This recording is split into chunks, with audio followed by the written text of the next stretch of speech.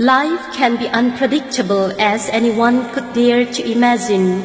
I was so happy to be crowned the first ever Tado Miss in 2016. In the same year, I competed for the most prestigious Miss Kut title, but couldn't get the crown. My desire to be crowned the Miss Kut title didn't fade. In the following year, with much more confidence in me, I competed again, and it was a dream come true. This past year, I had the chance to visit Sangamon Inn in Bizang, Disabled Home in Tuibong District Headquarters, Amazing Grace Abandoned Home in Bungwal, the Malsom Initiative in Persanmun, and Widow's Home in Case Salbung. I was also invited for Sangay Festival in Infal and Sendra. I never realized the impact I would have as Miss Kut. It has been an amazing and a beautiful experience. There is no better feeling than making people happy with a simple smile or a thought of.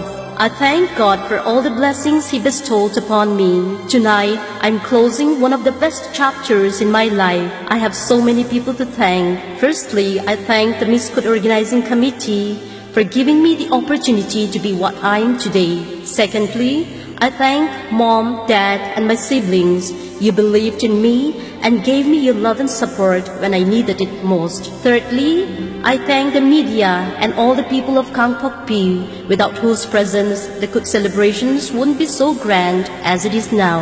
I once again thank the Kut Organizing Committee for selecting Kangpokpi as a place for celebrating Chavang Kut 2018, as I got the privilege to be the maiden Miss Kut to walk the ramp here in Kangpokpi after its districthood. It is an honor and a historic moment in my life.